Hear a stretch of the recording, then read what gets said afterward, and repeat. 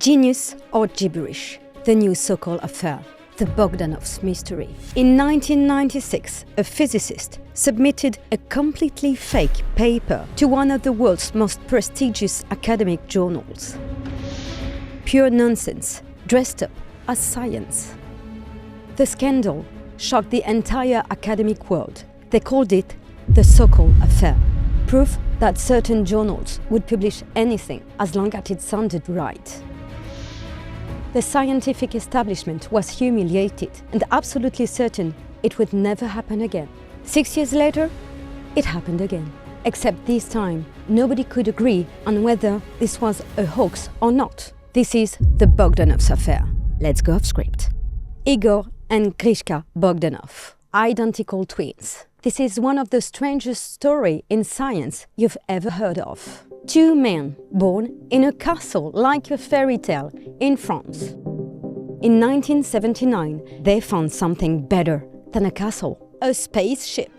Temps X, Time X, their Saturday afternoon science fiction show on French national television.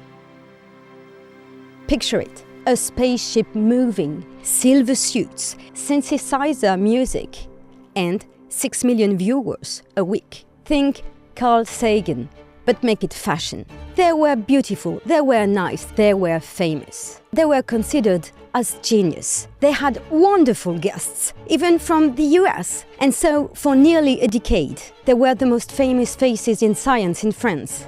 Then suddenly, the show ended. They were old-fashioned, they were 40, and so they were considered another era. Bye-bye. And instead of reinventing themselves, which every friend, every advisor who knew them suggested, they enrolled a PhD program, theoretical physics, mathematics, and then they wrote a book to prove they were real scientists. Let's hop aboard a spaceship and travel through time. Back in 1991, they've written a book, God and Science, 600,000 copies, a summer bestseller. And then people started reading the back cover. I quote, Igor and Grichka Bogdanoff were doctors in astrophysics and theoretical physics. Except no one of these doctorates appeared anywhere in France's national academic catalogue. When confronted, Grichka, always calm, answered it was a small error by the publisher. A small error that had already appeared 6 years earlier in a very important French magazine, Paris Match. But the CV didn't stop there. The twins also listed themselves as prize-winning classical guitarists, pilots of planes and helicopters, and free-climbing champions. And then, at the very bottom, Igor is one of the rare specialists in France of the American banjo. The American banjo on the back cover of a book about God and quantum physics. Nota bene, nobody ever disputed the banjo. What they disputed was something bigger. Vietnamese American astronomer Trinh Tran Tran sued them for plagiarism. The affair settled out of court. Their publisher watched from the front row and said quietly, I thought this would create paradise for them, but it became hell. And it wouldn't be the last time someone said that for them. By 2002, the twins finally had their real doctorates. They enrolled in PhD programs, theoretical physics, mathematics, 10 years, no cameras, no applause, 6 papers in 6 peer-reviewed scientific journals. October 22nd. A German physicist sends an email to colleagues around the world. He has been reading the Bogdanoffs paper, and something is wrong. Not wrong like a miscalculation, wrong like a paragraph that seems to mean something, until you realize it doesn't mean anything at all. His question, could this be the new Sokal Affair? The rumor spreads through academic networks very fast, while maintaining the appearance of measured scholarly concern. John Bayes, one of the most respected voices in theoretical physics, physicist at UC Riverside, posted his verdict online. The more he read, the less sense it made.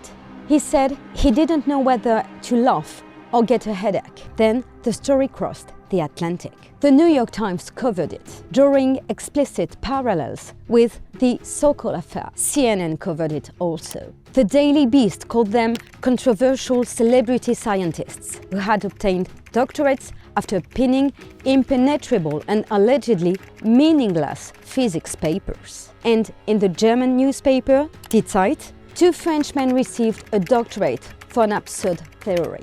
For them, this is a nightmare. And precisely at this moment, when American and European media couldn't decide if the Bogdanoffs were brilliant fraudsters or genuine eccentrics, Hollywood started paying attention. 2 American production companies reached out. The story had everything: nobility, fake credentials, real credentials, television fame, and a scientific establishment that couldn't agree on what any of it meant. The Bogdanoffs were briefly the most unclassifiable people on the planet. And so you're going to ask, what's the twins' response? They doubled down. Igor said, this is not a hoax. This is 10 years of original work. Classical and Quantum Gravity, the most prestigious journal that had published them, issued a statement. The article should never have appeared. The Bogdanoffs immediately claimed the statement had been manipulated, a conspiracy, which is exactly what a fraudster would say. And here is what almost no one reported. The scientific establishment was not a neutral party. Inside the Bogdanoff Affair was an older war, ancient feuds in theoretical physics between competing schools of thought. Some of the most aggressive attacks came from scientists settling their own scores, using the twins as ammunitions. France's National Center for Scientific Research reviewed their theses. Conclusion: no scientific value. Suddenly, the Bogdanoff sued for defamation, won some, lost some, and kept going. And after a while academia argued, the internet reached out its own conclusion. On 4chan and Reddit, Bogdanoffs were gods, controlling world events from an undisclosed location. In crypto, one image became iconic: Igor holding a phone to his ear. He bought? Dump it. The legend? A single phone call from the Bogdanoffs could crush any market on earth. The twins? They found it absolutely delightful. 30 years of being called frauds by the scientific establishment. And now an entire generation had decided they were omnipotent financial wizards. Genuinely, it was an upgrade. December 15th, 2021. Both brothers admitted to the hospital in Paris. Same day, same condition, COVID-19. They were 72, unvaccinated. They refused. They believed, with the same absolute certainty that had applied to everything in their lives, that they were untouchable. About that one, they were wrong. The New York Times ran the obituary on January 7th. Clay Risen. The headline: twins in an uneasy spotlight, die at 72. Uneasy, that the word they chose. Not fake, not genius, not fraudulent, uneasy. Because at the end, nobody could decide what they were.